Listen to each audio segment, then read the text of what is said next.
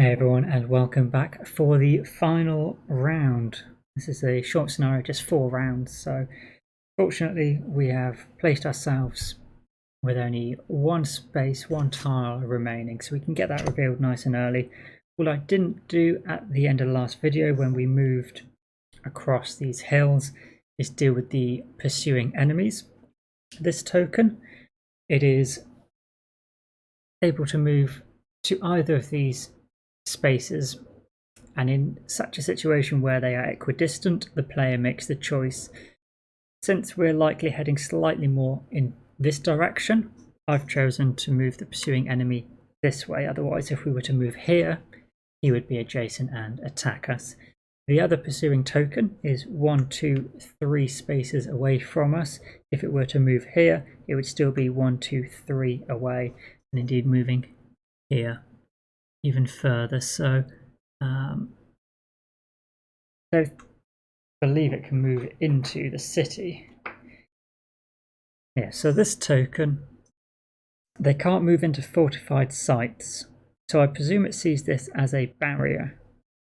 But if it's 1, 2, 3 spaces away, this space is also 1, 2, 3 spaces away. So it's a little unclear as to whether they move or not, but I feel they probably do.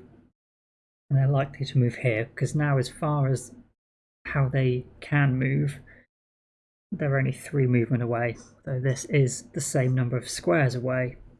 They can't move into that city, so a little ambiguous. Perhaps it might be clarified in the Ultimate Edition, so do leave a comment if you know what the official verdict on that one is. But let's deal out our cards and see what we want to do.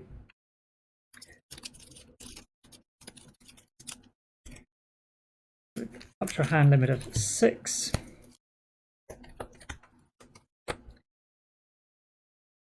In terms of the knight tactics, preparation was taken by the dummy player last round, unfortunately. So we could go mana search, pretty useful being able to re-roll the source, but actually at the moment the source is pretty plentiful. We've got white, blue and 2 green mana.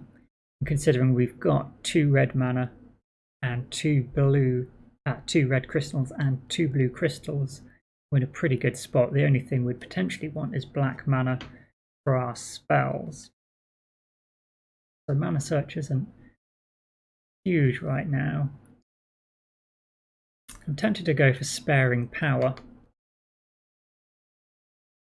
We're going for that final attack against the enemy token. As we said in the first video, we're going to need to knock it down a number of levels. It starts at level 4. We know it's got these 2 tokens, which are going to be fairly tough anyway, but it doesn't have resistance in this first attack. Once we've knocked it down, it will be physically resistant, so sparing power to get a big assault on him first of all was probably a good option. Although we're going last, by the time we've put 3 or 4 cards under this and draw them all at the same time, that basically gets you a turn extra. It's like a double turn in one, so you catch back up. So sparing power, although we're going last, I don't think we'll run out of turns. Hopefully not, to use all our cards.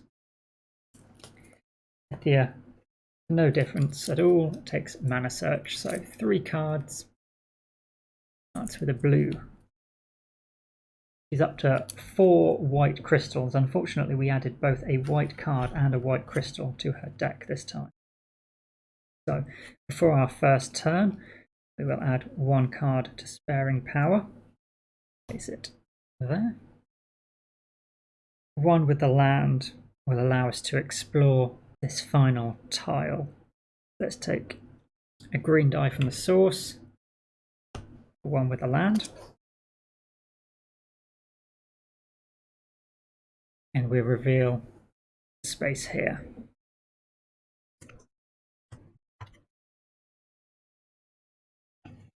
Oh, that's painful. Yeah, that's something I should have known about. We knew it was the blue city.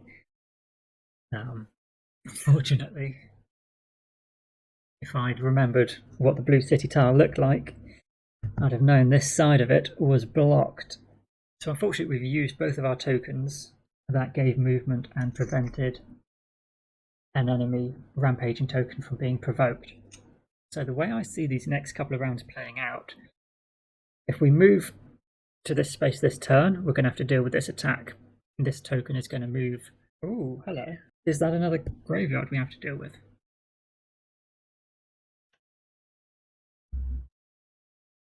No, I'm not sure if this green city tile magical glade is a graveyard. For the solar rules, it says when both of the graveyards are sealed and the necromancer is defeated, you have one last turn. Yes, here we go. Special rules. Whenever a magical glade is revealed on a countryside tile, place a graveyard tile over it. So we don't have this third one. Okay, as I said, sorry, it's been a few days, maybe a week or so, while I've been playing over this scenario, and some of those early setup rules have slipped my mind. So actually, this is not a graveyard. So let's have a look then. If we were trying to move round, we'd get stopped here by this enemy, at which point he's moved here. We would have to still deal with both of them. So I think perhaps our best option is to fight. It's a spawning ground. So we would fight 2 tokens. We get 3 crystals and an artifact. So we're almost certainly going to level up. We would, because as soon as our movement phase ends, which would be before we treated an action, this token would join in as well. So we're fighting 2 brown and 1 green token. But that means we'd level up and we could get Song of Wind, which lets us use blue mana to move through lakes. We can ignore that other enemy and move straight through.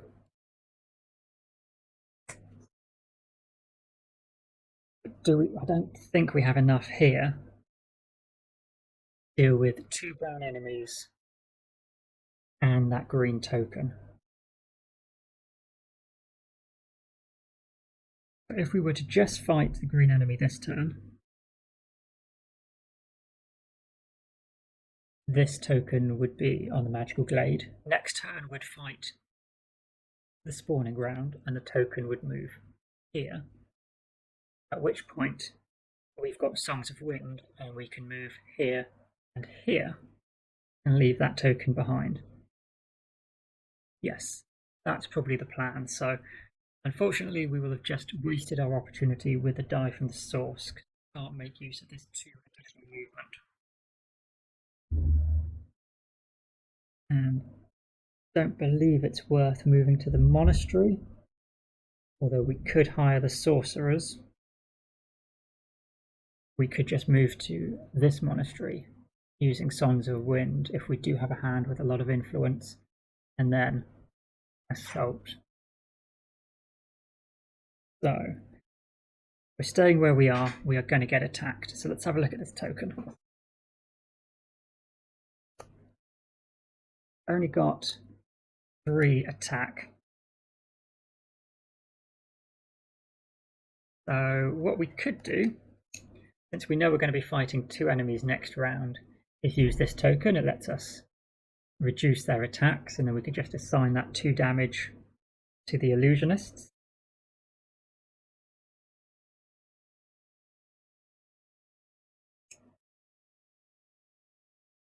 Then we run the risk we won't have that token available at all for final fight. Be quite unfortunate.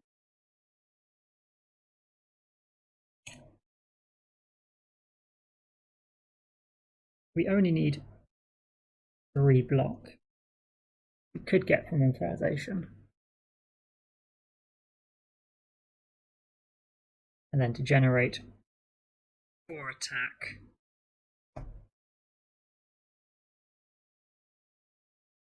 we could use determination with a blue crystal and then convert that into a normal attack. So let's use improvisation for that block with swiftness. The blue mana, blue crystal that we generated last round. and this skill token. Takes care of them. So we will gain just 1 fame, 1 reputation, and a faction token. Okay, that's pretty nice. Yeah, I like that token.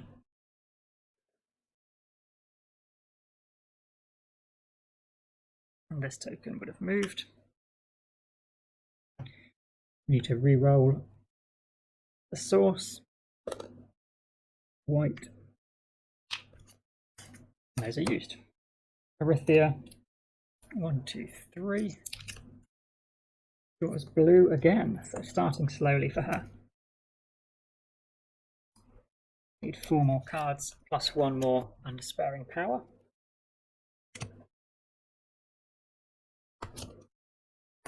Threaten, Promise, March, and Rage. Wow, that's really bad.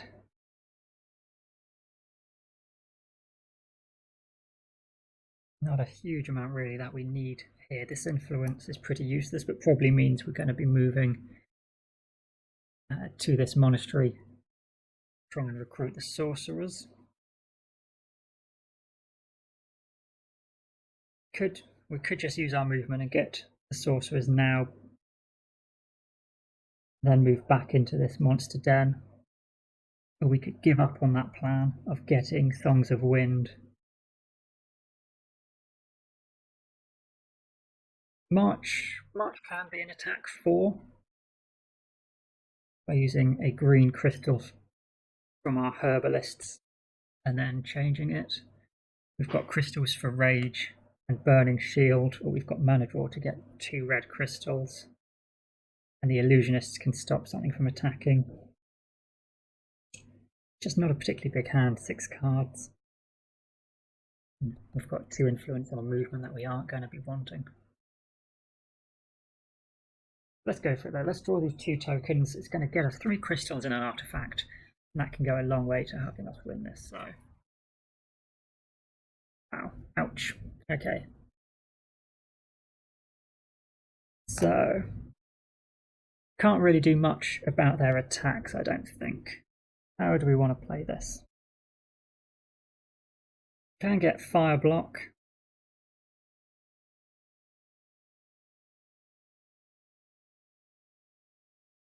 And if we were to use mana draw to get black mana tokens, we could use it as part of a block and then destroy this token.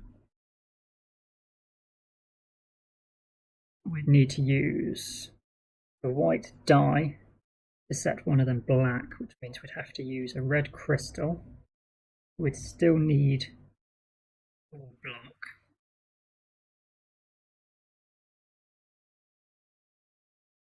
Which could come from either of these cards, but it would have to be Rage to form attack into block to successfully block it in order to kill it.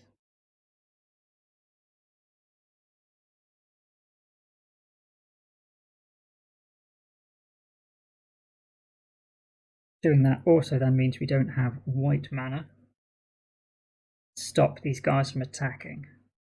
So we would then have to deal with the damage here. We could reduce his attack down to 6 and just take 2 wounds.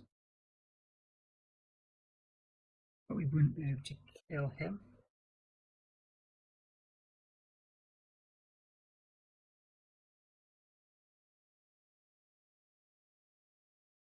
We can just get attack 7 using the token, which will kill one of the tokens. And then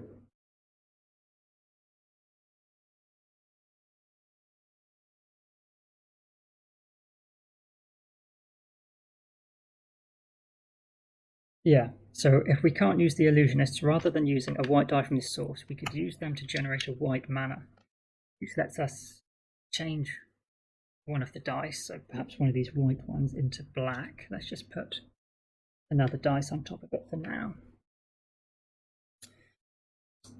So we'd still have a choice of dice from the source. We could take the green die, March, and turn that into block with Fire Shield. to block this token and kill it, because we'd have 2 black mana from mana draw. Token would be destroyed. We'd have to take the wounds from this token, but then we've got attack 4, 5, 6, 7, which will kill it. We still have our influence cards left over.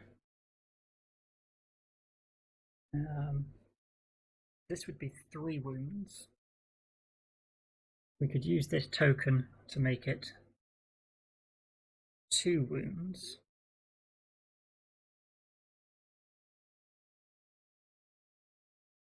And then throw away this token, since we've killed 2 enemies, to heal 2 wounds.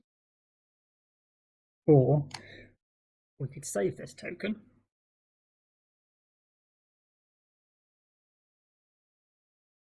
because it would have to use both of its uses before we get to the Necromancer, and we just have a wound in our hand, and maybe we just use this other token, and we just have to accept it as 3 wounds this round, but we can get rid of them all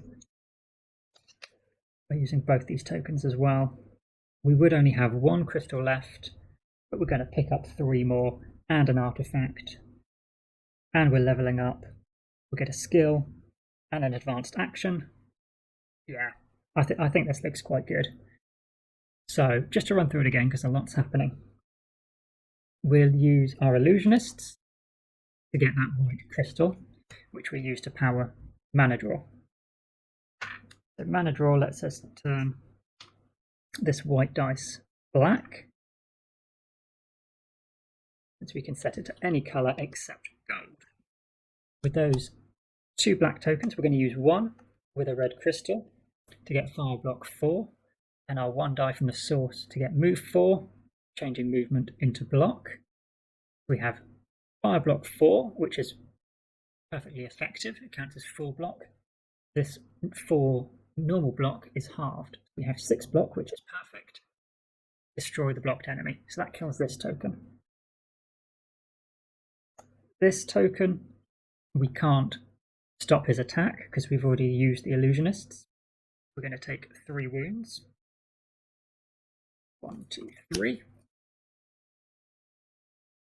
But then we've got attack 4 using another red crystal from our inventory, and this token to make it up to 7. Enough to defeat them because they are only resistant to fire. With our 3 wounds, we're then going to throw away or heal 1 wound, and we've defeated 2 enemy tokens, so we can throw away 2 wounds. We will heal all of our damage. So it's pretty costly in terms of cards and crystals for us, but taking it out in 1 turn is pretty good going. We're going to get 8 fame, 2 elementalist faction tokens. So for these we can add ice to 1 attack or block from a single action card, and also Cloak of Shielding. Once when your hero is about to be wounded, you may ignore 1 wound and any additional effect from it. Those are only 2 skill tokens now because we've used these 3. Do our 8 fame. 1, 2, 3, 4, 5, 6, 7, 8. 1 for leveling up. So this is at the end of the turn. We should take our artifact first for 2 artifacts and choose. So we've got either an endless supply of red and black mana, or getting a mana token of any colour if played during the day. Deserts have their move cost reduced, and you can use black mana at night. Same as the basic effect, except you gain 3 mana tokens of any colour instead of 1. Do we want an endless black and red, or 3 of our choice? We've got another red spell to play. Let's roll our crystal rewards. This would be at the same time. Let's see what crystal colours we get. So 2 gold and a blue. So gold we can choose the colour. So if we take a green and a white, then I think the ruby ring is the way to go. Then we can get an endless amount of red and black. And we've got 2 blue, 1 white, 1 green.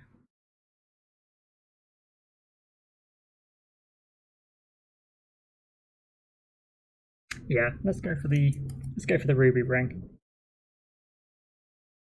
The Amulet of Darkness is very nice.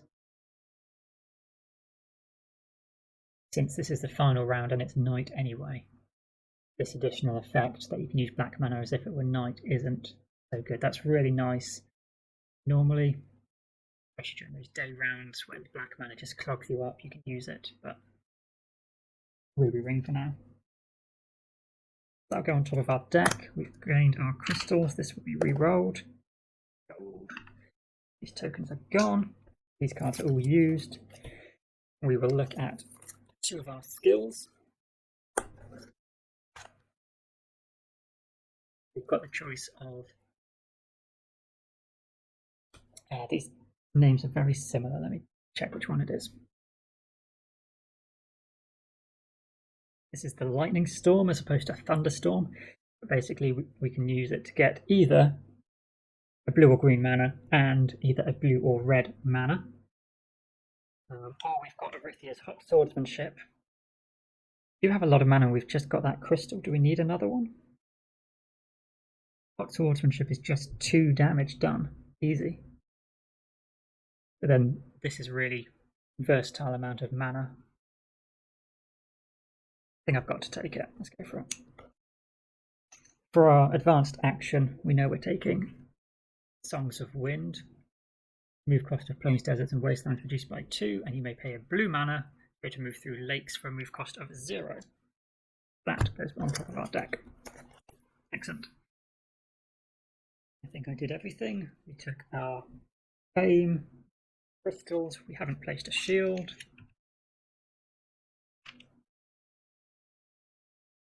And did they move? No, they can move to here.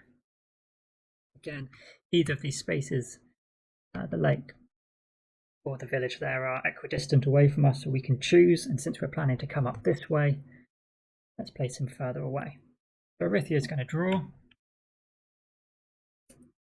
Another blue. Perfect. Nice and slow, does it? We need to draw 1, 2, 3, 4 cards, plus 1 for sparing power.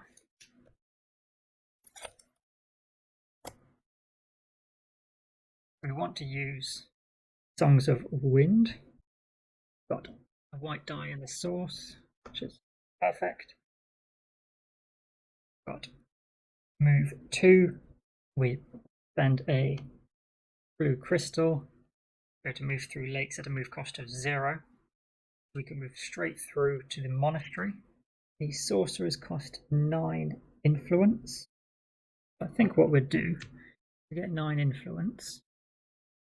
And this ends our movement. So let's do it actually correctly this time. Let's move the pursuing enemy. He has a choice of either of these 2 spaces. You can either come to where we just were or to the lake. Again, either one is going to be the same distance. So let's move him here. It keeps him away from the necropolis where we want to move to next.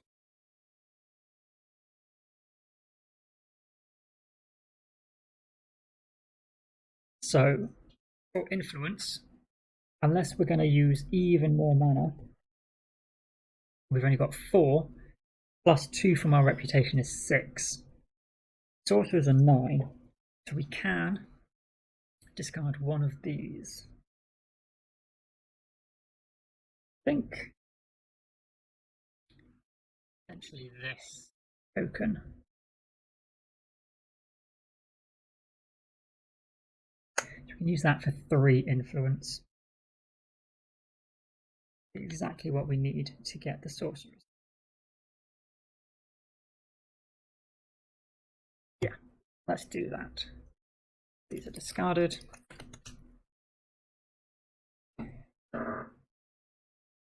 Take the sorcerers. They need white or green mana for their stronger abilities as well. They have fire and ice resistance. That can be very useful with an armor of 4 to sponge a lot of elemental damage. That's us filled once again for units.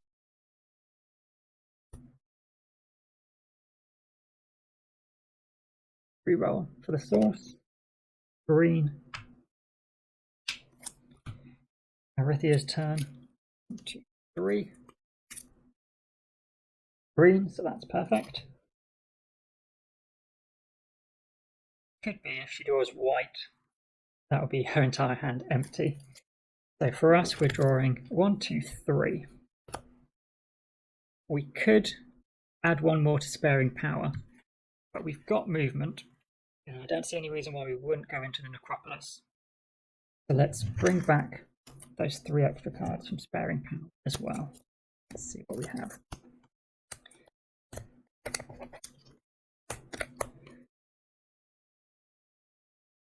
We've got a lot of movement.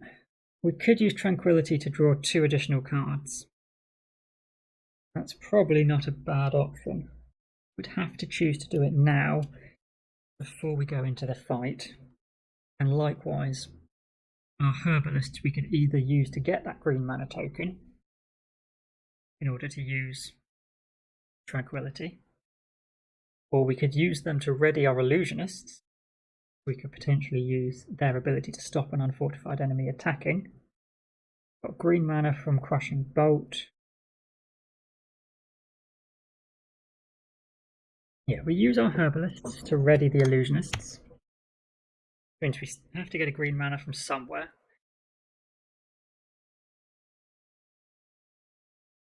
Let's use the green mana from the source. We probably don't want a lot of blue mana. And we can get an unlimited amount of black mana from Ruby Ring. So it's probably green mana we're going to take from the source anyway. We may as well use it to power Tranquility. And draw 2 cards. We have Concentration and Offering. But more importantly, Sacrifice. Yeah, that's what we want to see. This can be powered up. I wonder, actually, reading this, if you were able to use a Ruby Ring and what would it be, the Emerald Ring or the Diamond Ring, to get an endless amount of both red and green mana, for instance, would you be able to just create an unlimited attack?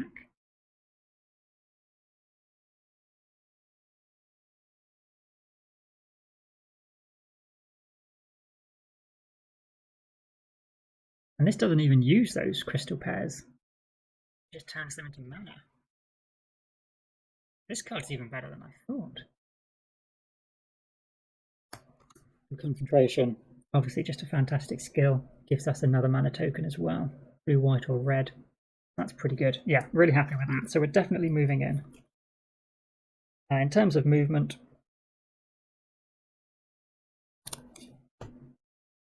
move cost to the necropolis is 2. It doesn't really matter which of our movement cards we use. We'll potentially look at using one of them as an attack or block.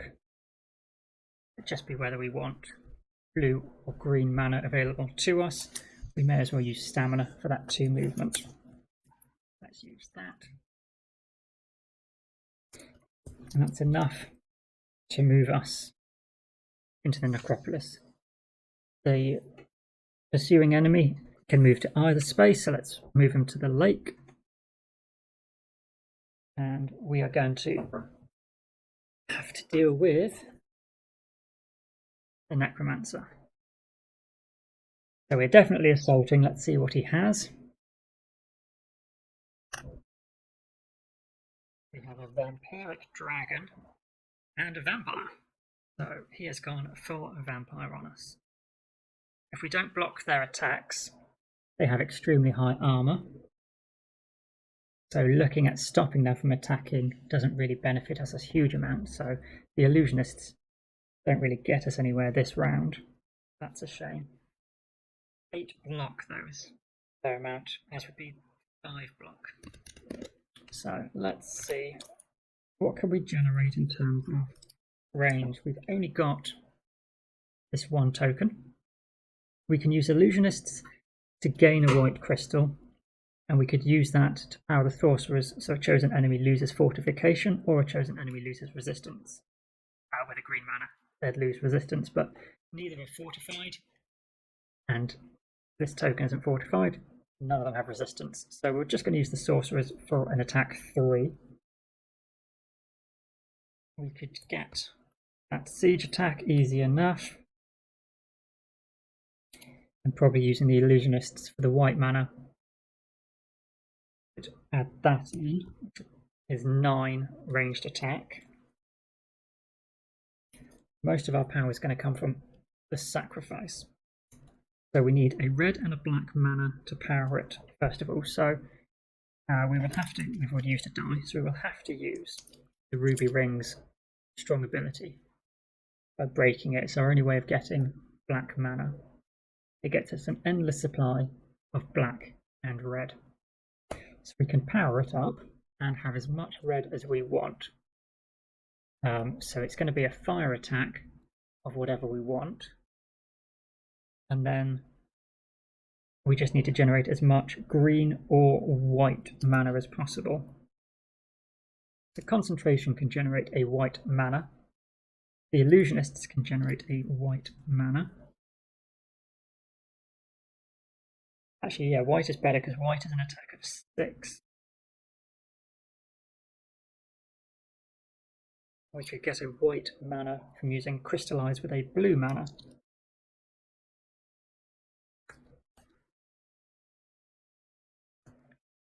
If we were to look at this token and take definitely a blue mana here, you don't need any red. If we took a green mana, we could also power concentration.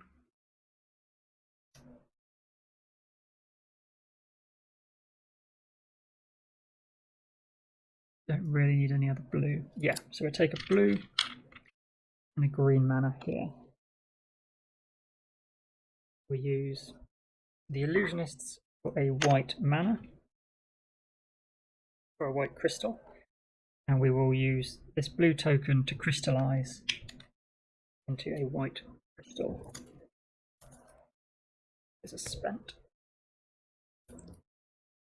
So that gives us 3 red crystals and 3 white crystals. So this is a fire range attack 18. But we'll actually use concentration, I think, just to get another white token.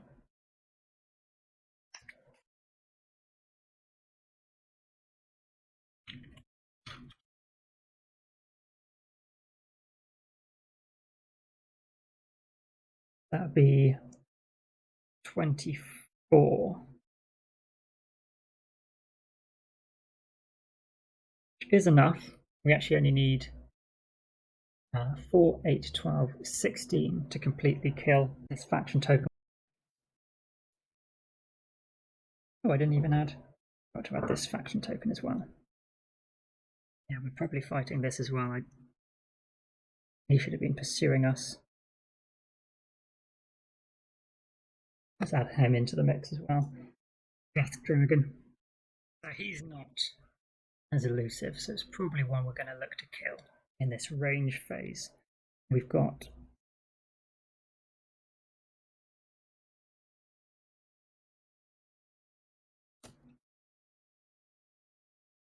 we can use our green crystal siege attack 3 as well. So with the sorcerers, that's another 6 range attack. Effectively a range attack of 30. We're using 16 of it. We've got 14 left. We will be able to kill this token. We combine it with the faction leader.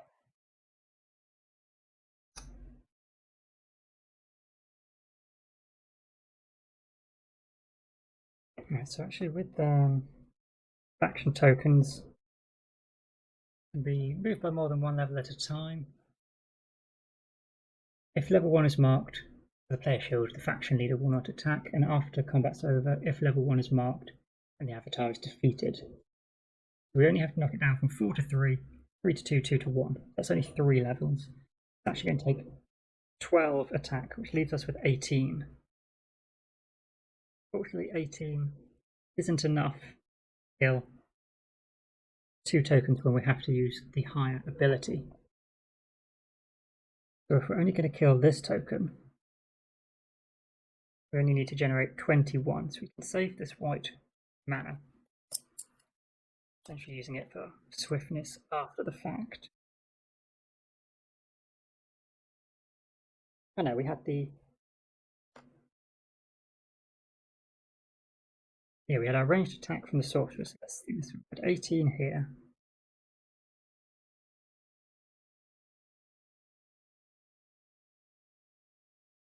Plus the sorcerers. Yeah, gives us enough. We've got the additional attack here we can use. This token's killed.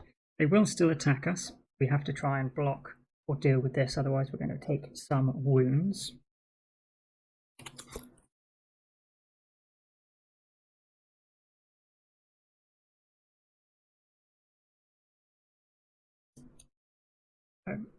We can make one of the tokens cumbersome. Token here. We can then reduce its attack by 4 plus Druidic Paths. So actually it's reduced by 7. It's only an attack 1. We can assign that to the Illusionists. They are physically resistant, so they are fine. We then want to block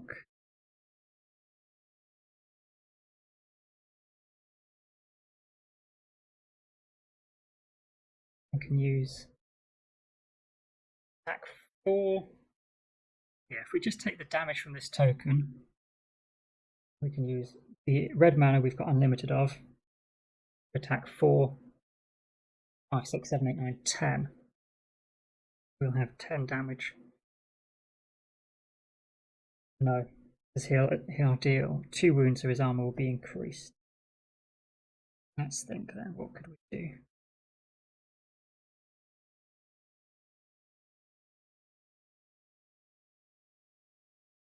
Can block this token once its movement's reduced.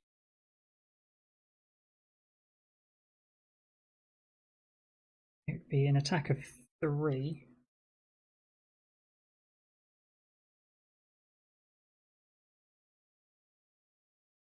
So we can use Druidic Path with a blue mana and turn that into a block. And then we only need 8 attack to kill this token. These guys, we could let them damage the Illusionists. They would soak up 2 of this damage. Then they would take 2 damage and become wounded. Then there is 1 damage left over, and we would take a wound.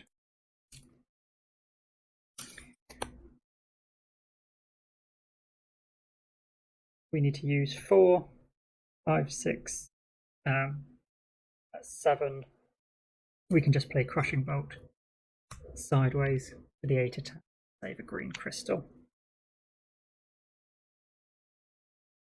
Yeah, so this guy escapes, but we will take the faction leader token down to 1, and he doesn't attack. This unit is also taken out. In the ranged phase, using the sorcerers, as it generates 21 attack, 18 from here, 3 from the sorcerers, 9 plus 12 for the faction token. This unit, we reduce his attack using pathfinding once he's cumbersome. Then you've got an attack of 3, which we block with Druidic Path's movement being converted into block, and then we kill him with the red mana we have unlimited of 4 plus 3 range and Crushing Bolt sideways for 8 with this token. And for this token, 2 damage plunged by the illusionists. 2 damage to wound them. 1 damage is remaining, which we take. He would have an armor of 12, but we've got no cards left to take him out anyway. Faction leader dead. He will run away. So we have taken out the 2 dragons and the faction leader, which is what we needed to do. He does have arcane immunity, but our spell is only generating attack. There's no other effect from it. And arcane immunity, enemy is not affected by any non-attack or block effects. So that is still fine. Each level for him is worth 3 fame, so that's 9.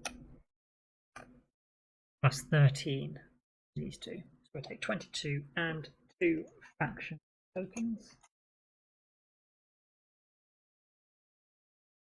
Each token defeated, heal a wound, and turn black into gold, gold into. I don't believe we can use these now to heal this wound. Let's take our 22 fame. We're on 40, so we will move to 62. We've leveled up, which will gain us 1 fame, which gains us 1 fame. So actually, we will level up twice. We get a new skill token.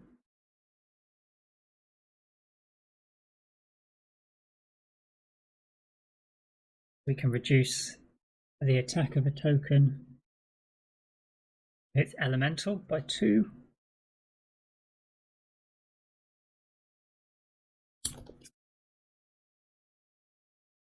Or 1 point of damage from a normal attack if it's assigned to our hero. Or we could have exploring cost 1 move less, and once a turn either gain an attack 1 or reduce an attack by 1. We've got some nice options to really reduce wounds. If you were to have all 3 of these, you'd be barely taking any damage. Didn't put out another advanced action. We have Shield Bash.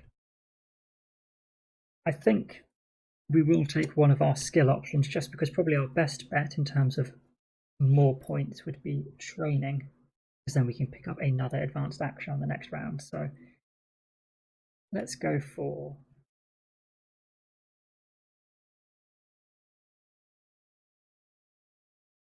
the damage assigned to our heroes reduced instead of this one.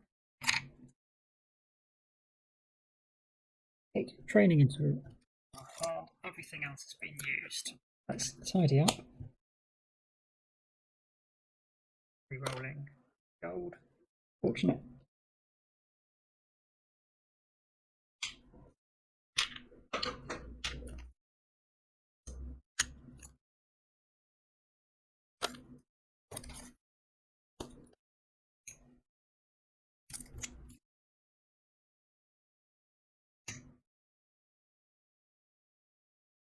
Rarithia is not going to draw anymore because we have completed the objective.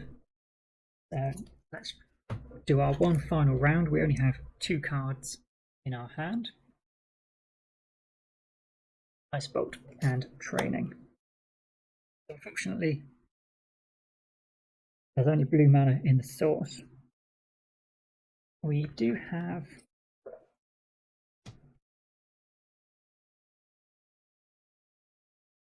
oh yeah, we'd have to throw away an action card to get another action card, so that doesn't actually get us anything.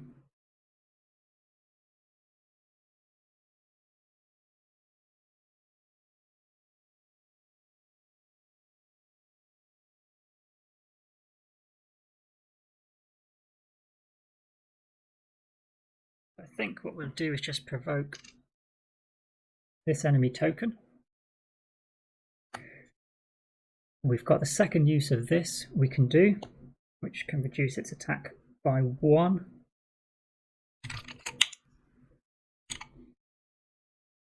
And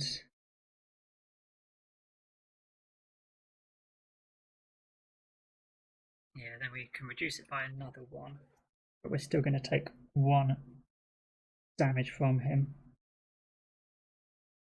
We'll take a wound. Then we can use the blue dice from the source for a ranged ice attack 3, plus trailing sideways. Kill him. So,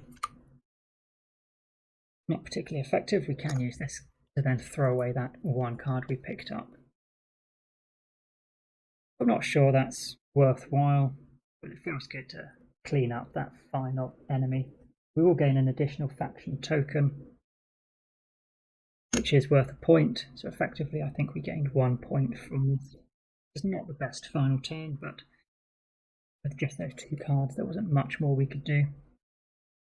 Let's take our 1 fame and 1 reputation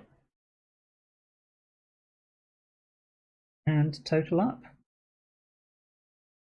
For scoring, it's going to be standard achievements. 5 points for each graveyard sealed and 10 points for defeating the Necromancer, plus an additional 10 points. You sealed both graveyards and defeated the Necromancer. We get 10 points from graveyards, 10 for the Necromancer, and 10 as a bonus. That's 30 altogether.